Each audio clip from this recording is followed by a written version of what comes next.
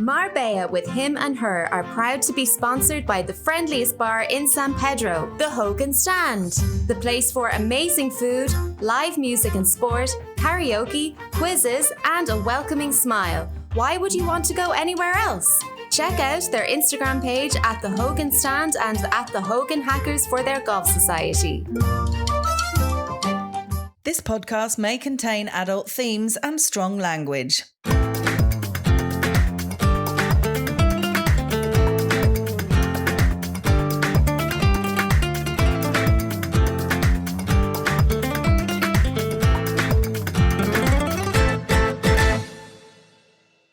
And welcome to Marbella with Him and Her, brought to you by the Hogan Stand. He is PJ Lopez and she is Hannah Murray. I'm so happy you're home. I'm so happy to be home on the eve of your birthday. Oh, I miss you when you're away. You were was it just 2 nights you were away? Tuesday, Wednesday, 3 nights? Yes, 3 nights. You know what would have made it easier? Not going away? Well, yeah, that. But if I had like something fun to watch that you didn't like if Love Island was still on and I'd missed like the last week of Love Island, I could have just like watched back-to-back Love Island and I would have been a little happier.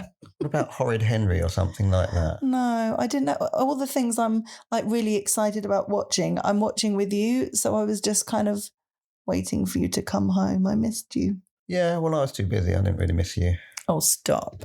We started the week after having had our barbecue last weekend, trying to use up some of the barbecue food. Last week we spoke about how many burgers we had, and you decided to make me a burger to see if I could be back on the burger train. You set me a challenge. Yeah. You wanted to see if I could make you a burger that would make you like burgers again for real.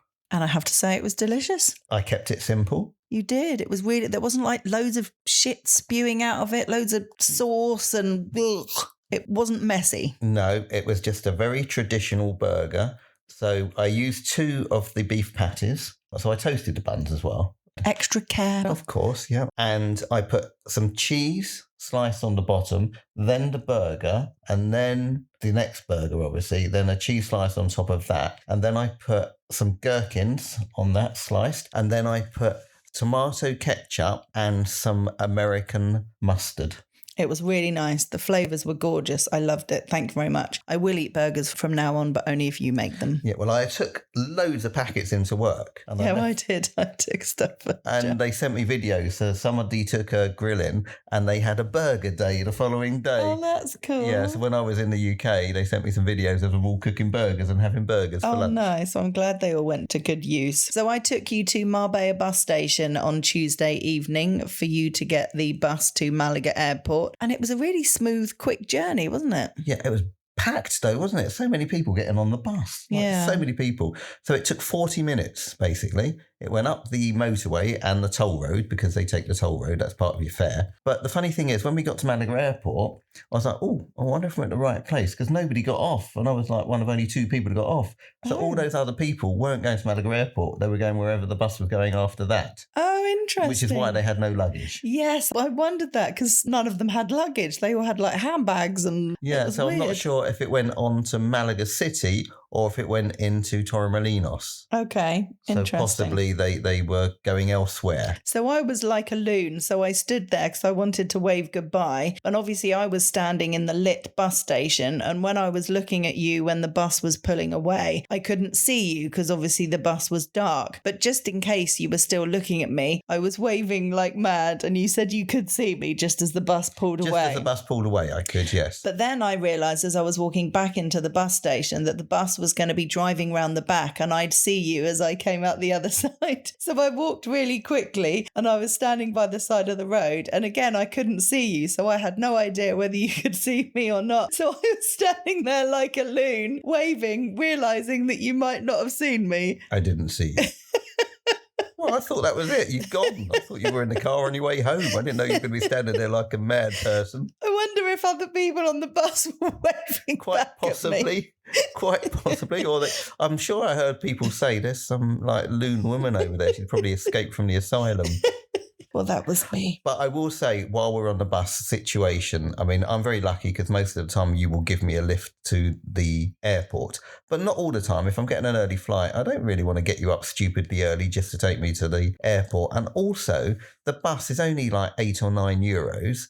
And it goes, as I said, on the motorway, on the toll road. It's so quick that you might as well just do that half the time. It's really quick. When I came to pick you up, it took me longer than 40 minutes. It was an hour. Yeah, well, I mean, obviously it depends on traffic and stuff, but it does use the toll road, as I said, which we wouldn't normally do in the summer on our own because it's so stupidly expensive. Yeah, exactly. It will cost us €15 just to get to the airport. So explain how long you were in the airport for. I was flying 6 o'clock the next morning and I arrived at the airport at about 10:30 at night. I just decided that if you were going to give me a lift to the airport, we would have had to leave here about 2 o'clock in the morning to get me there for 3 o'clock, which was 3 hours before. And especially in the height of summer, I'd leave at least 3 hours to get through everything just in case. So that would have been no sleep for you.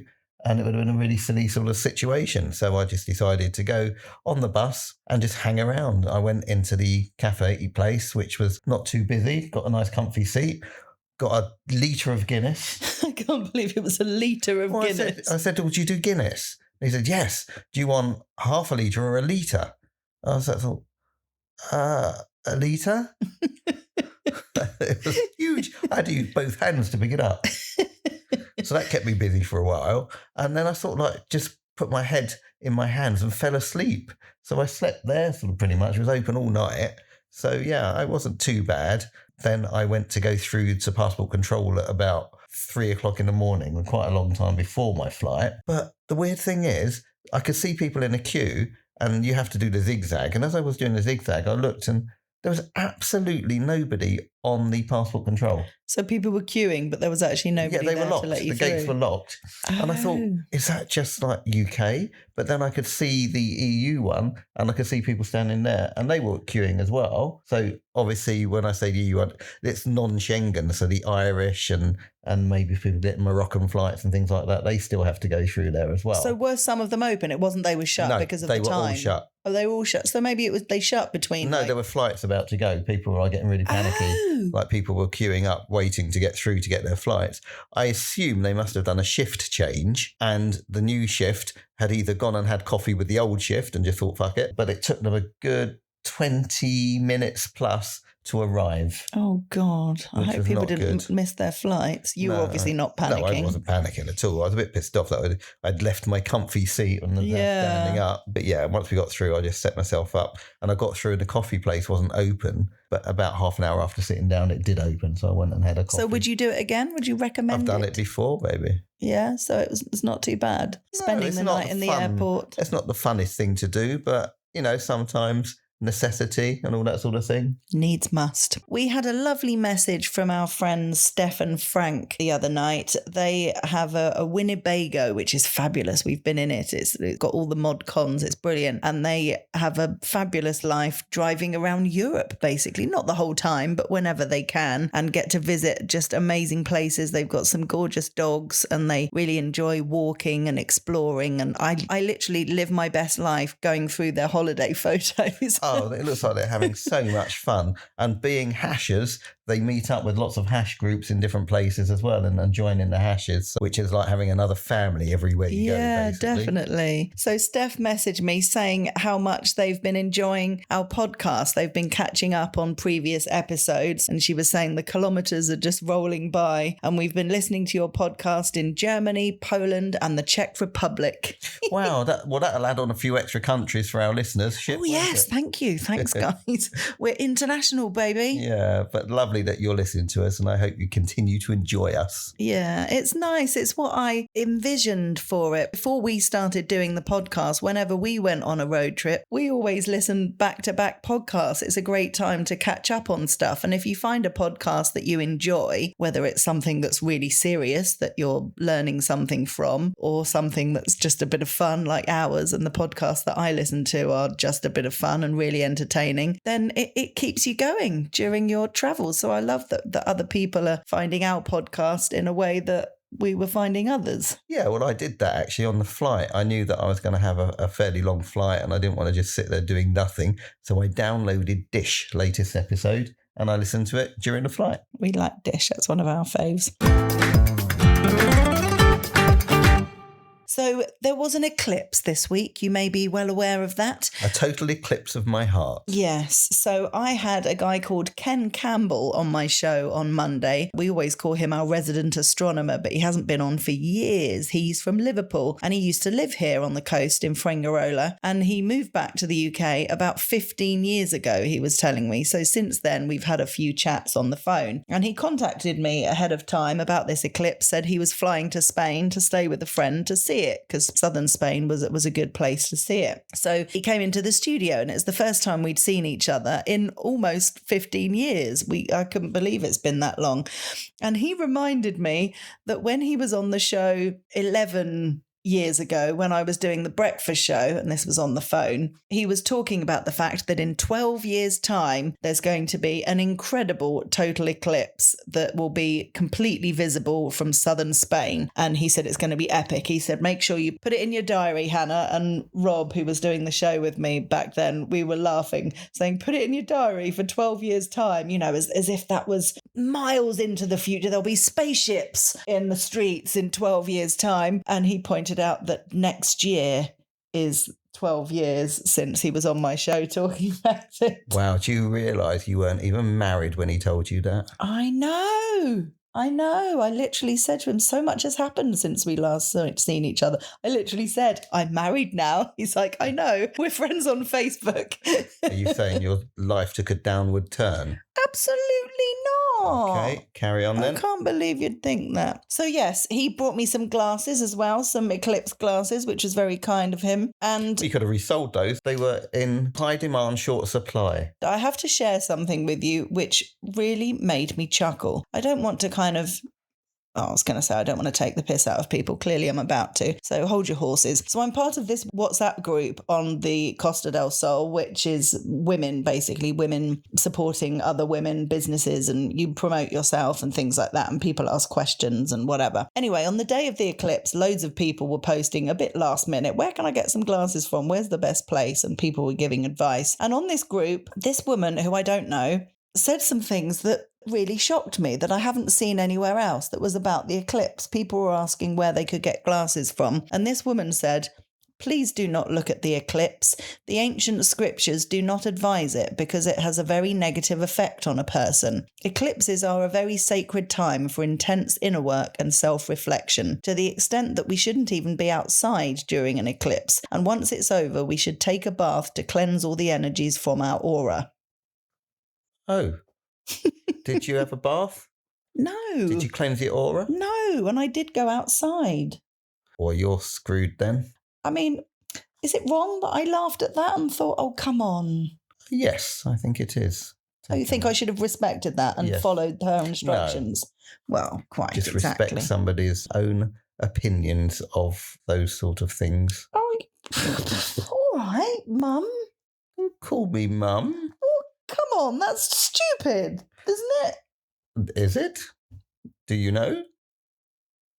Stop it. I do know that is utterly ridiculous. The hundreds of thousands of people around the world that go out to watch the eclipse. It's an amazing phenomenon that we should embrace. We shouldn't be like, oh, we should be inside and cleanse our aura. What a load of bollocks. In the UK, there were things going around saying, please do not use electricity during the eclipse.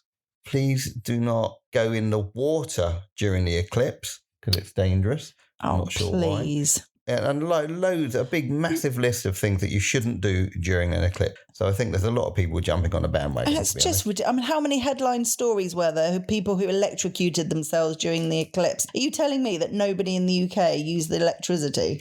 No, everybody ignored it. Exactly. That's what I mean. It's utter shite. And there were loads of people in the sea looking at the eclipse as well. Oh, they're screwed. No, they're not. Yeah, they're all going to drop down. A load of shit. So I didn't have the best evening, the evening that the eclipse was happening. I was really looking forward to it. And there was a group of us getting together. Rachel had booked a table at La Pesquera, which is on the beachfront in San Pedro. And as soon as she said La Pesquera, I thought, oh, God. Because every time I go there, it's just horrendous. The food's terrible. The service is terrible. It's really expensive. It's a tourist trap. And do you know what? We don't like to slate businesses here But when you go somewhere multiple times and give them multiple chances to improve their service, they don't. In fact, it gets worse. Yeah. I mean, I think we've done this before with Belagan, the beach place that opened up. And I think on the podcast, we quite openly said, we are not going there anymore. No. And we said the same about this place, and you went there. Yeah, listen, we want to be honest. We're not just going to say everywhere's fantastic if it's not. This is an honest podcast, and I can honestly tell you that I'm never going to La Pesquera again. Pesquera, although it's a chain, I don't know if they franchise it. I don't know how they operate it, because there's a few Pesqueras. So it doesn't mean that all La Pesqueras are the same. No, I'm talking about the one in San Pedro. Or there's two in Marbella, and by all accounts, they're really good. And we've eaten the one in Marbella before. You know, it's a bit chain-like food in terms of it. It's still great food. I mean, I do like fresh fish and everything.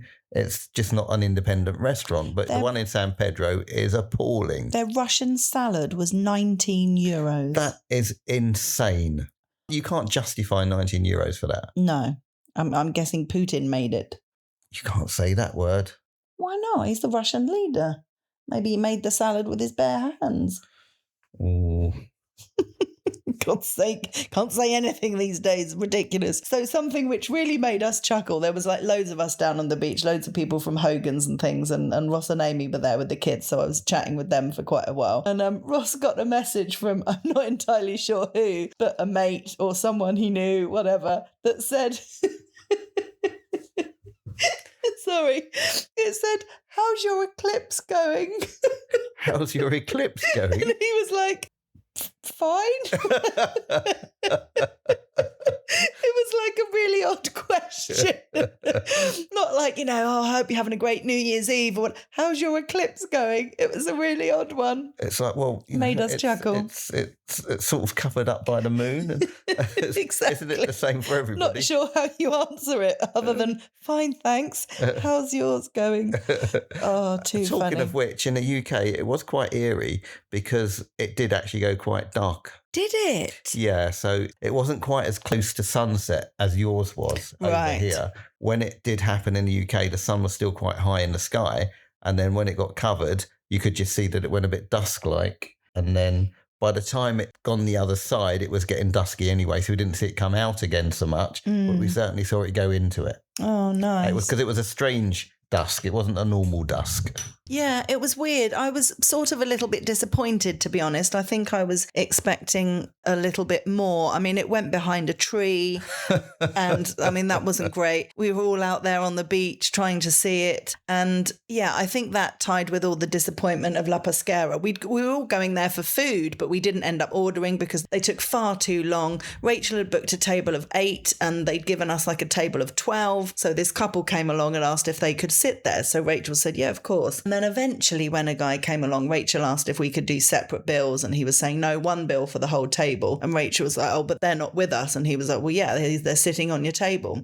And Rachel was like, well, no, we strangers that were meant to be part of your bill. Yeah. It was just, he was so rude and so awkward. I just got up and I was like, I'm not having this. It was horrendous. So I didn't end up eating. None of us did. But everyone was saying, oh, well, we're going to go home for cheese. We're going to go home for pizza. And yeah, I ended up having some cheese and crackers when I got home. Good for you.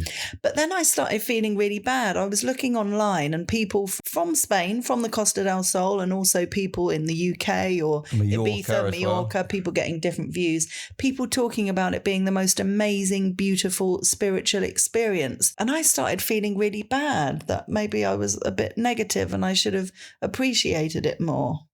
There's always next year. Okay, thanks. You were better when I told you about it initially. You said, oh, don't be silly. And you made me feel a lot better about myself. Good. I'm glad I did that. Has that worked? We did then, not so much now. No, but we've got a full eclipse coming and we'll be able to see it properly. So I think the thing is, it wasn't the best view from where we are in Spain. No. It was more northern Spain and eastern Spain that got the full eclipse, and Mallorca had a really good view. So people posting from Mallorca were having some really good shots of it and everything. And as you said, it was going down just as the sun was setting. It went behind a tree. But next year, we get the full eclipse, and I think we get much more of that whole feeling. So how were people getting photos of the eclipse? Because I saw memes of people laughing at people who were trying to take photos by doing all kinds of weird shit with the glasses and the phone and the binoculars and things like that, clearly like looking like idiots, not knowing how to do it. How were people getting good photos of the eclipse? I don't know. There was a way that you've got to, or there's some settings that you were meant to put your camera on to be able to get it, because it can also damage your camera lens if you're pointing it directly at the sun. Exactly. But it said, I tried it and it didn't really work for me, but then I haven't. I mean, you've got a better camera than I have, but you meant Mine to was put just a picture of the sun. Yeah, you meant to put the exposure down low. All these people knew how to do that. Yeah, there were some tutorials on TikTok. The people I'm thinking about are not on TikTok, and somehow they managed to do it. I don't know then. No, I've got to say the funniest meme I saw was this guy, but it looked like the sun because he had a very bald, shiny head, and it looked like the sun was reflecting on his head. And then a bald black guy just walked in front of him. Oh, brilliant. So it looked like an eclipse. Love it. On the way home, Dad and Sheila gave me a lift home. We were talking about religion. Don't worry, I'm not going to get into religion. We were just talking about religion and different things relating to a guest that I'd interviewed recently. And then when I got home, we talk about adverts on our phone that are really targeted. Like when you and I have been talking about Pilates a lot, all the adverts between when I'm playing games are all about Pilates. So it was so weird. We were literally talking about religion. And then I got home and I was playing on my game minutes later. And Jesus contacted you? Pretty much. There was an advert that came up with a video of Jesus, with the long hair and the long beard and the white robes and everything. Well, I literally took a screenshot of it. The word said, God needs you to download this app. Wow. Did you? No. But God needed you to? No, but no. I don't necessarily believe in God. Did I just say that on the pod? Is that too controversial? I don't really care. We're honest. So anyway, it was like a prayer app. It was the Bible app, but it just kept coming up with the words, God needs you to download this app. And I was like, that's really freaky. Did you get a prayer of the day and stuff? I guess. Wow. Anyway, I didn't download it. Have you got the... No, I'm not interested. A couple of interviews I did on Talk Radio Europe this week. A really nice man called Gervais Finn, who is from Yorkshire, salt of the earth he was. He used to be a teacher and then like an educational master and educational examiner, I think, in schools. And he's written loads of books, modern books about schools based in Yorkshire, novels I'm talking. And his most recent one was set in the 1950s, which is when he was at school. And he was a great talker, and he had so many stories on tap that he told me about either kids that he was friends with when he was growing up or when he was a teacher, kids that he'd observed. And one story which I had to tell you about, which really made me laugh. I won't do the Yorkshire accent, but anyway, he was saying there was this little boy at school who says to the teacher, Miss, I've hurt my willy. And she says, oh no, oh dear, what have you done? He says, I've caught it in the zip, miss. And she says, oh no. And he said, it's bleeding, miss. Okay, don't worry. We'll get you to the nurse and we'll see if she can put a plaster on it. And he said, oh, I've already put a plaster on it, miss. And she said, oh, have you? Where did you get a plaster from? He said, I took it off my verruca.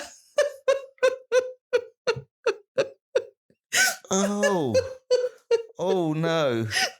Oh dear. That's not good. Oh no. That's really not good. None of that is good. There was just not any goodness in that story at all. Oh, that's brilliant. Oh. I thought that was I've gone all cold and shivery now.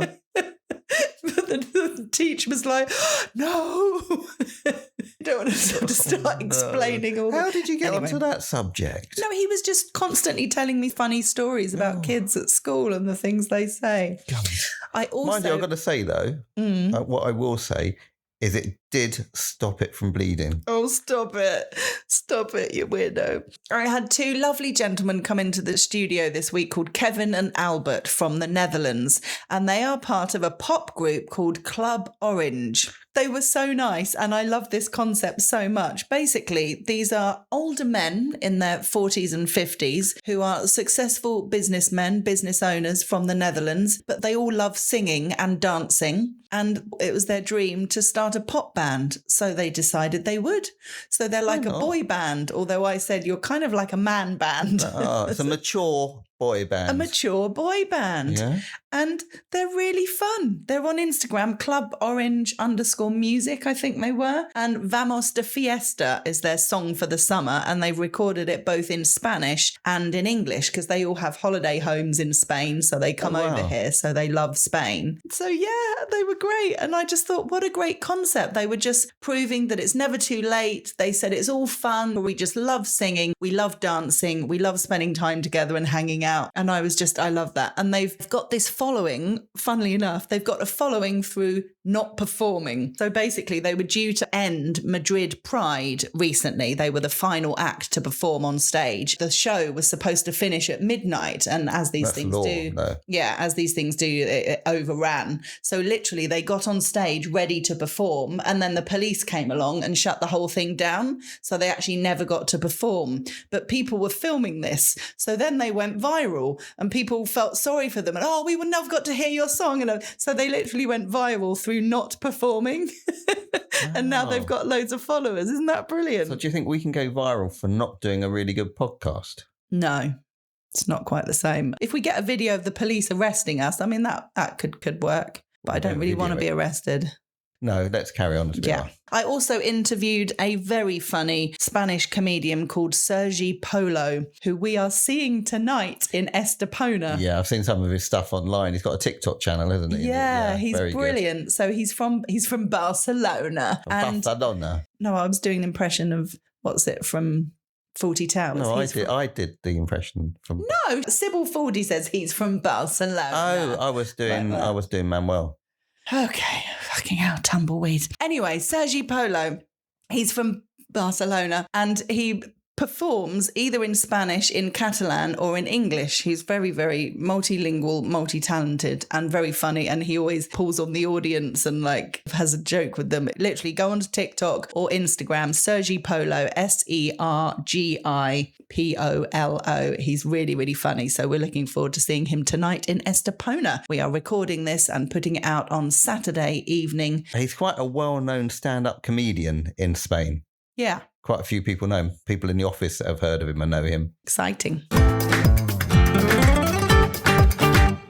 Going back to when you were in the UK, you posted something which I was quite impressed with. You suddenly became Spider-Man in your wedding outfit when we went to the wedding. Yeah, well, there was a TikTok trend and I kept seeing it come up and I was saying, what is it? So one of the times I pressed it and it allowed you to be able to create it. So it said just upload a photo and I did. And a few moments later, I became Spider-Man. So it's AI generated. Obviously, I'm not really Spider-Man, which might disappoint a few of you. I didn't really cling to the ceiling, spin around. But it looked like you could have done. I know. It was very impressive. Some of these AI videos are utter crap. But other than the fact that I know you couldn't do this physically, I might have thought, bloody hell, look at PJ, he's Spider-Man. Yeah.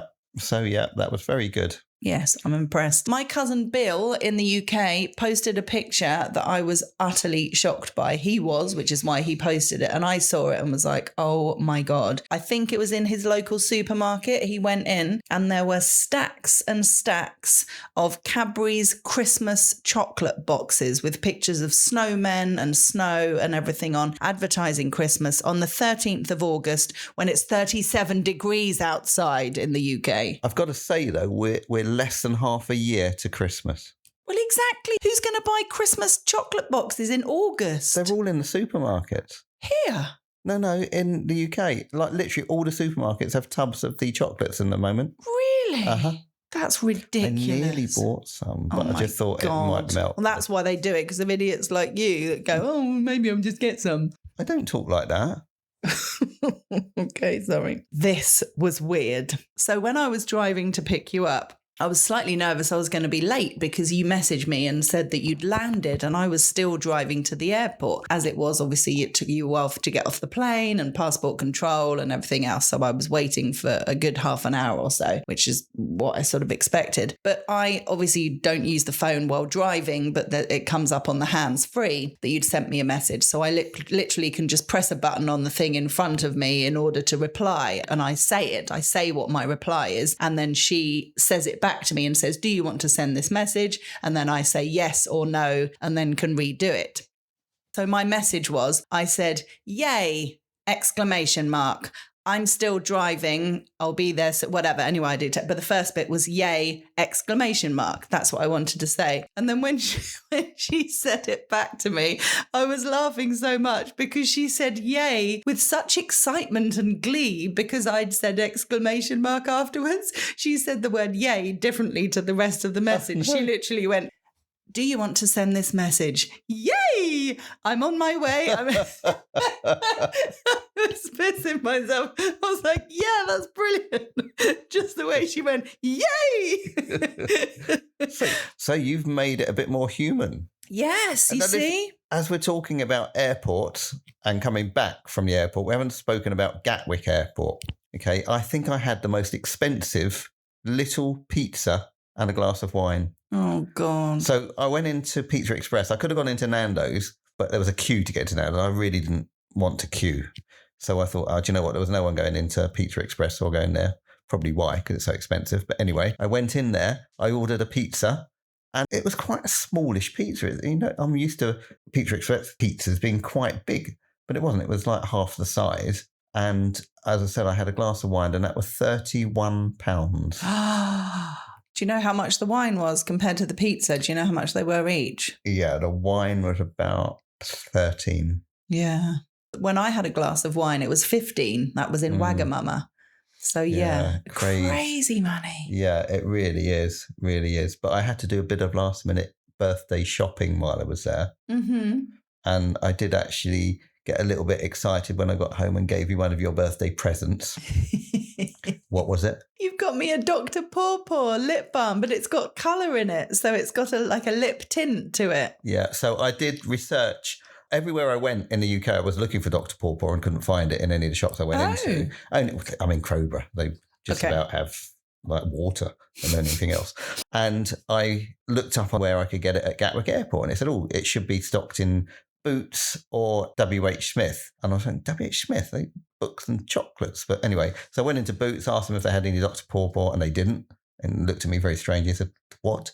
I said, Dr. Pawpaw? No. I said, you sure? No, we don't do that. I said, okay, well, it says on here. They totally do. God. Yeah. So they did, but I looked and I couldn't see it anywhere. And then I found it in the corner. So I got you a Dr. Pawpaw. Amazing. I love it. Thank you. Talking of shopping, yesterday my dad took me shopping for my birthday. It's a bit of a birthday tradition. My mum used to love taking me shopping. We've done it for years. Whenever we were together for my birthday, we'd do it when I was growing up in Dorset as a teenager, but certainly when they moved to Spain. So after mum died, my dad stepped up and takes me shopping, and it's so nice. I value it so much. It's weird because it's not a kind of normal thing, I guess, for a mid-40 something to go shopping with early 70s man, I guess, going into changing rooms because I want dad to see what I look like. So I'm doing it as if it was you or a girlfriend or whatever. I'm trying on dresses or shorts and going, what do you think? And he's going, yes, nice, very flattering, very nice. Yeah. I've got to say, we live in Marbella, so I think it's quite normal for a 70 or 80-year-old man to go into the dressing rooms with a 23-year-old girl. Stop. I'm not 23, I wish. Yes, but anyway, he's my dad and I really enjoyed it. And yeah, we got some lovely things and we had lunch at Pad Thai Wok and it was so good. It was with so much food. I actually took a takeaway because I could barely even eat half of it and then I had the rest for my tea that night. Very nice. Yeah.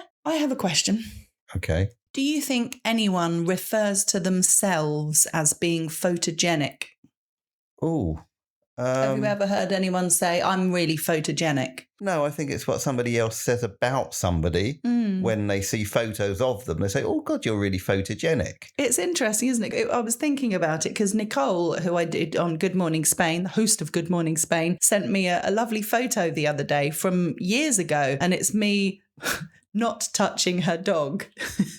She said, look at you, a non-dog lover, not that I'm anti-dog or anything, but I've never had a dog. I'm not great with dogs per se. So I've sort of got my hand almost touching her dog. But I thought it was quite a nice photo of me. And it's very rare that I would think that. And, in this age of us all talking about trying to be more confident and whatever, instead of self-deprecating all the time, I felt comfortable enough to say to Nicole, that's actually a really nice photo. And she said, it is, isn't it? You're very photogenic. And I said, oh no, I'd never think that. I actually think you're really photogenic. And it got me thinking exactly what you say. It's something something you say about other people. I mean, it's not just because I'm being whatever. I really don't think I'm photogenic. I hardly ever see a photo of myself and go, oh, I actually look quite nice, which is why it was a rarity for me to go, oh, I think I look quite nice. I think it's a trait of oneself, whether it's photos or whether it's listening to your voice on playback. You know, a lot of people don't like the sound of their own voices, and then other people say, oh, you've got a great voice. You know, it sounds when you listen to your own voice, you think, oh, God, I sound really odd. You know, is that really what I sound like? And I don't know why you hear your voice differently to other people. It's weird, isn't it? Yeah, so I think it's that same thing. But I just wondered, I bet there are some people out there, whether they're models or influencers or whatever, who say, I'm really photogenic. You mean the people pouting on videos and, you know, taking lots of different styles of photos of themselves in different positions? Yes. I think they might think they're quite photogenic. Yes, fair enough. Malaga Feria starts today, the 15th. Are we going? We're really not. The 15th to the 22nd. It's quite the spectacle. It's obviously being in a big city. It's a big feria. And I saw an article warning attendees of fines of up to €10,000 for recording and sharing videos of drunk people.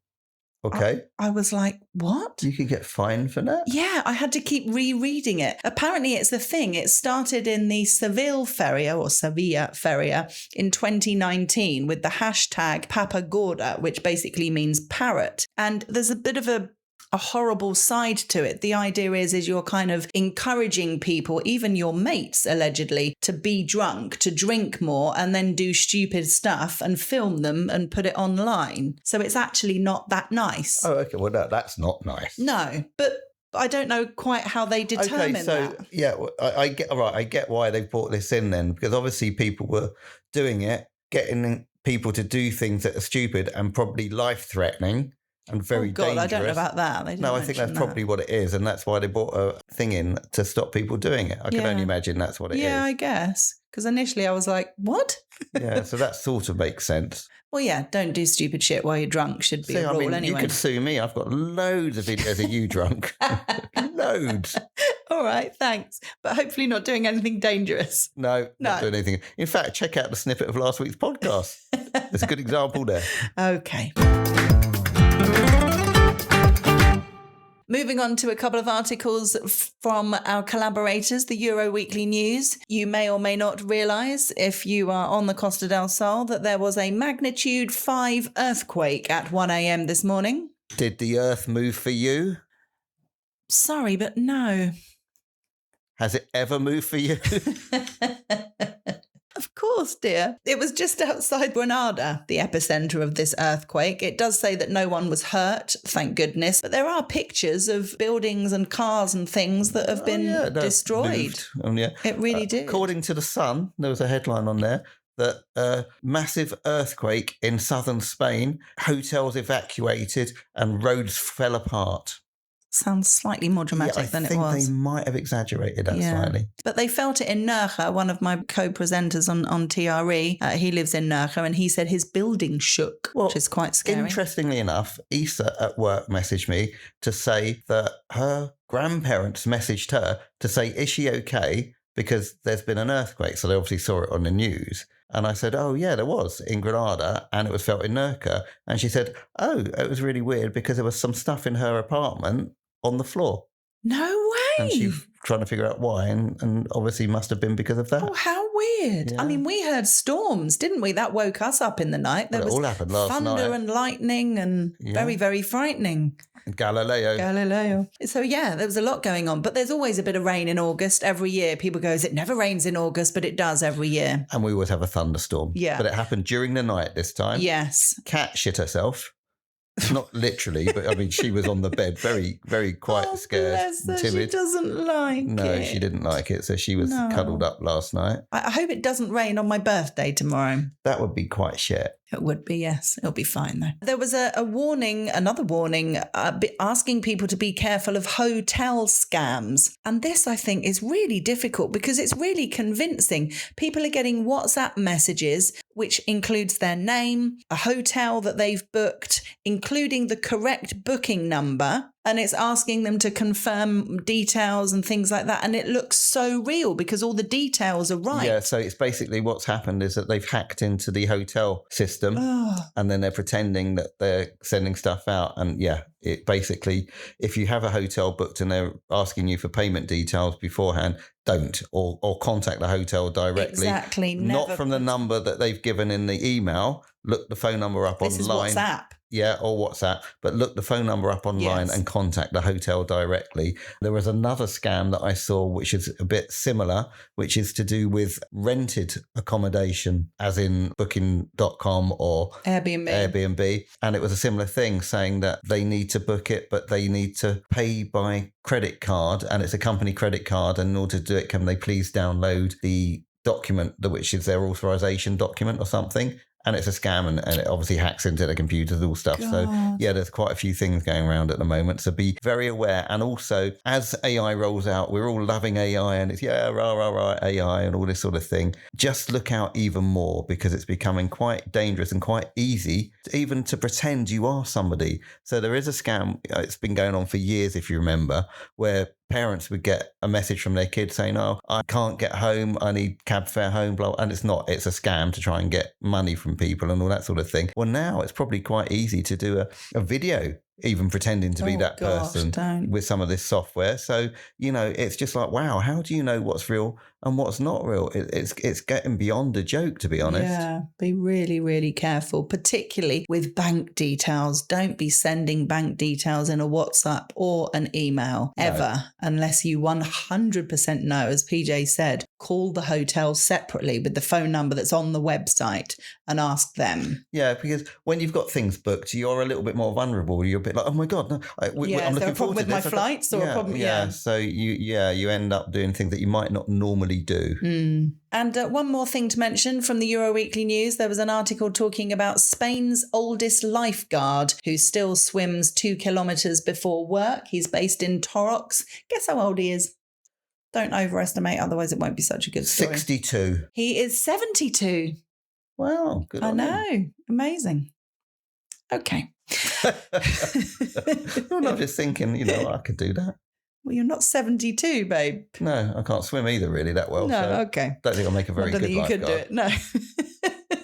Well, I could sit on that seat and just look out at the sea. Okay, well done. Well, we'll leave it there. I hope you're okay with the pod being a day early. That's because I have a fun-packed day for my birthday tomorrow. Yes, we'll bring you all the messy, gory details in next week's podcast. Oh, God help me. And a very, very, very happy birthday to the most special person in the world.